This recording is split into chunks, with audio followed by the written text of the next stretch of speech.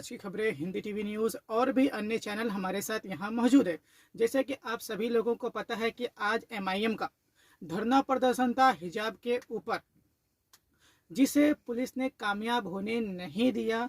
सभी एमआईएम के कार्यकर्ताओं को उनके घर से, उनके ऑफिस से या उनके एरिया से डिटेन कर दिया गया।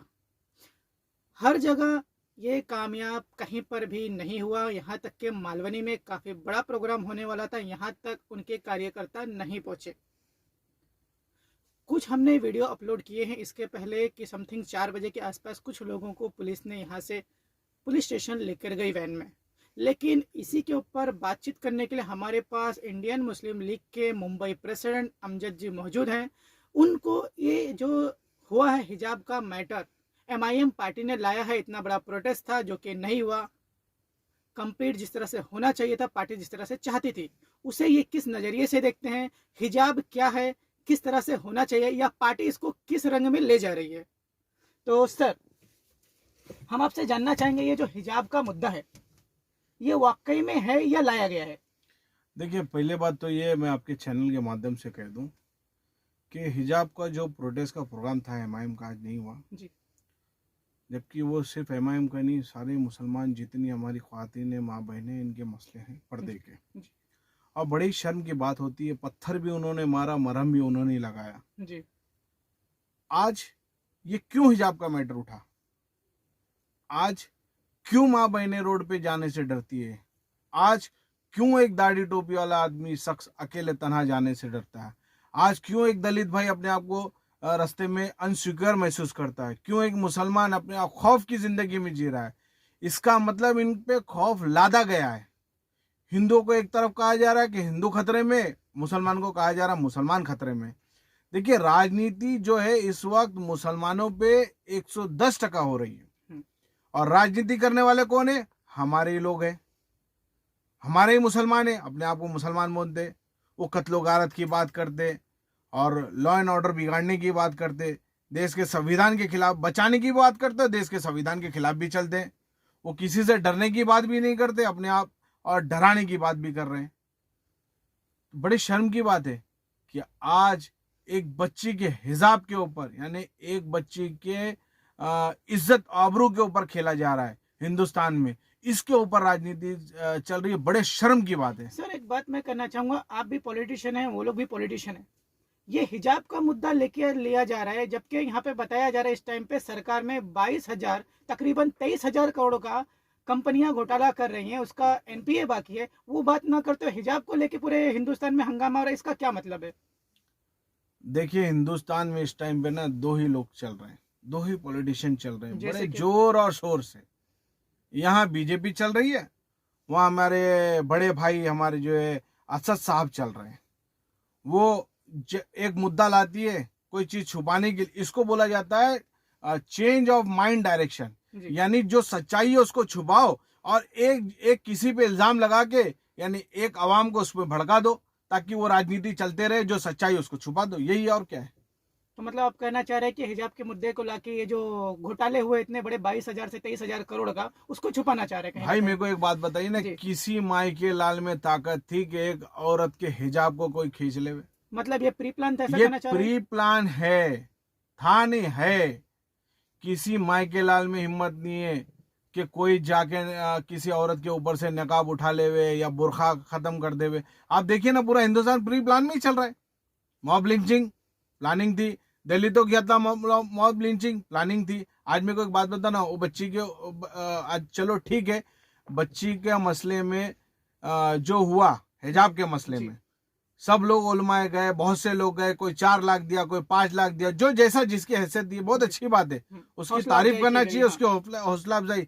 लेकिन मेरे को ये भी तो बताइए, जिनके घर यतीम हो गए, जिनके शोहरों को मारा गया, जो बीवी विवाह हो गई, जिनके छोटे छोटे बच्चे, क्या उनके घर पे भी कभी झांकने गए? नहीं गए। अपनी राजनीति नया बिड़ू नहीं डाई, नया मुद्दा आया बस में सब चले गए। अरे, मुसलमानों को से कहना चाहूंगा, देखो तुम्हारा दीन क्या समझाता है, क्या सिखाता है और तुम किस रास्ते पे चले हो। लड़ाने की राजनीति, ये हिंदू से मुसलमान को लड़ा दो, मुसलमान को हिंदू से लड़ा दो, दोनों तरफ एक ही बात चल रही है, दोनों घबराए हुए ना हिंदू घबराया ना मुसलमान घबराया, घबराए हुए तो बीजेपी घबराए हुए तो अपना एमएम के असदुद्दीन ओवैसी साहब घबराए हुए। कोई घबराए हुए ना मुसलमान डरता है ना हिंदू डरता है, कोई डरता नहीं। और ये राजनीति का कोई तरीका हो गया? आप इंसानों की जानों से खेल रहे हो, इंसानों की इज्जत से खेल रहे हो। शर्म आनी चाहिए ऐसे लोगों को। अरे आप इतना ज्यादा बोल रहे हैं सर बीजेपी और उसको लेकर, आपने शायद देखा नहीं होगा, हर जगह एक चर्चा थी कि उनके ऊपर गोली चलाई गई, उसके बारे में आपका क्या कहना है? हाँ, बड़ी दुख की बात है भैया, बड़ा मुझे भी बड़ा दुख लगा कि गोली चलाएगी।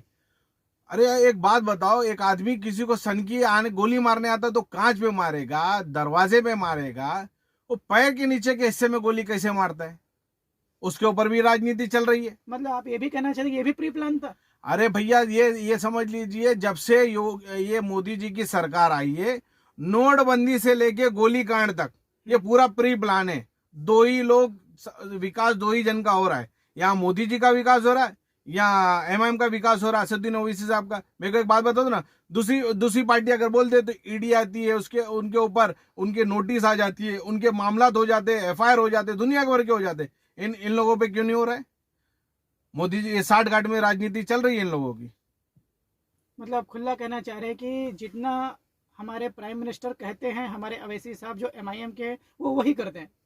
भाई अपने कलकत्ता में देखा है, कलकत्ता में जाके बहुत चीखे चिल्लाया ओवैसी साहब ने जी। लेकिन कलकत्ताओं के मुसलमानों ने सलीके से काम लिया। वहां किसकी सरकार बनी? ममता बनर्जी की। बीजेपी को कैसा वहां से किक बैक दिया गया जी। अगर यूपी के और हर स्टेट के लोग जी। हर मुसलमान ये समझ ले कि हमारे लिए बेहतर कौन है, आपके विकास की बात करने वाला, आपके यहाँ स्कूल कॉलेज एजुकेशन की बात करने वाला, आपके यहाँ नौकरी देने वाला, मैं तो कहूंगा आप उनके साथ में जाएं। जो ये बोलते हैं कि हम किसी से कम नहीं है, हम दिखा देंगे, हम इतने करोड़ है उतने करोड़ है, अरे करोड़े से कुछ नहीं होता, कलम चलना चाहिए, तलवार से कुछ नहीं होता। ये तलवार सिखा रहे उठाने का मुसलमानों को, वो बीजेपी वाले तलवार सिखा रहे।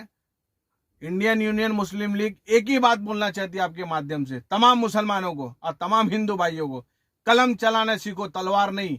हिंदुस्तान का विकास अगर करना है तो कलम से होगा। और अगर ये दोनों कौमें ने अपने मसले को नहीं समझा, एकजुट बैठ के नहीं समझा, हिंदुस्तान के टुकड़े हो जाएंगे। और इसमें हिंदुस्तान के टुकड़े में ये दोनों पार्टियों का नाम रहेगा, ये इतिहास लिखा जाएगा। देखिए एक चीज आपको मैं बताऊं, पहले कोई मामलात होते थे वो प्रिंट मीडिया में नहीं आता था, वो वहीं के वहीं दब जाता था, वहीं के वहीं सेटलमेंट हो जाता, दो उसका मसला था वो कोर्ट से हल हो जाता था। आज मेरे को एक बात बताओ, एक छोटे छोटे से मामले को बड़ा बड़ा इश्यू बनाया जा रहा है, हर छोटे छोटे मामले को, ताकि उस पर दंगे भड़के। हिंदू और मुसलमान का जब दंगा होगा तो फायदा किसको हो रहा है?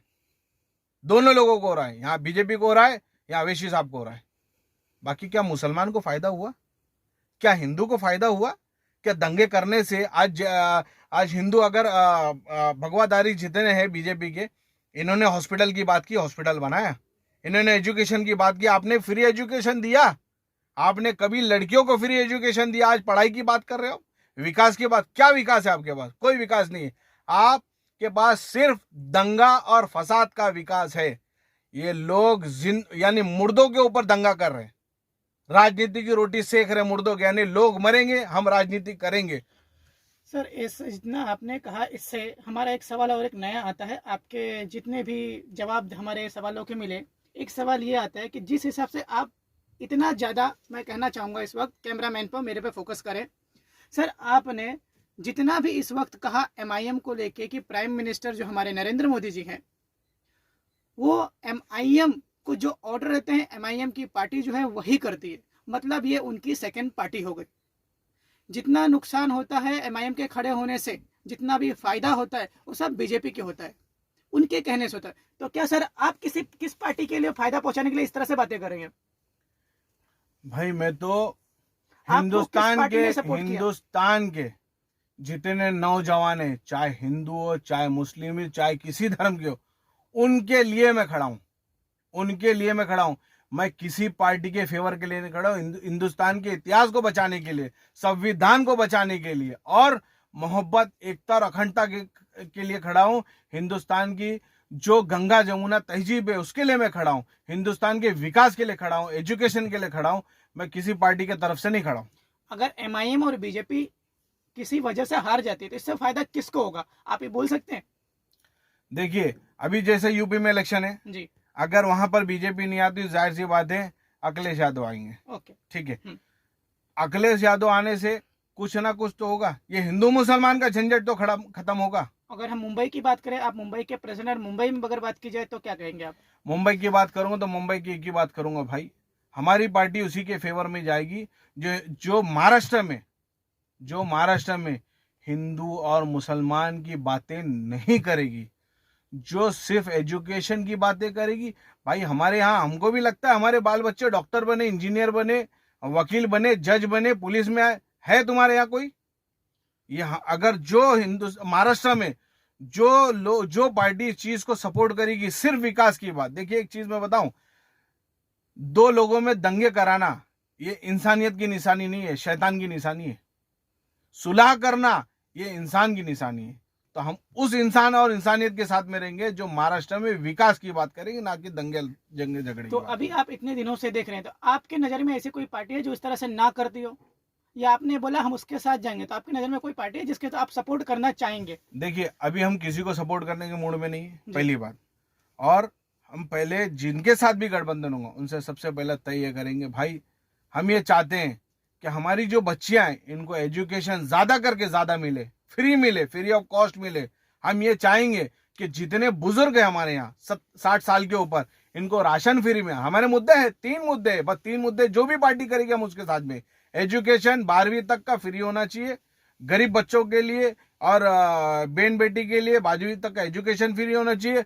60 साल के ऊपर जितने भी लोग हैं, एजेड लोग हैं, इनका राशन फ्री होना चाहिए। उनको डायबिटीज की दवा फ्री होना चाहिए, उनको ब्लड प्रेशर की दवा फ्री होना चाहिए। इस तरीके की चीज फ्री होना चाहिए। हम उनके साथ में जाने को तैयार है। सर हम एक बार फिर से कहेंगे, आपने ये जो मुद्दा उठाया अवैसी के बारे में कि बीजेपी की सेकंड पार्टी है, आपके इस बयान से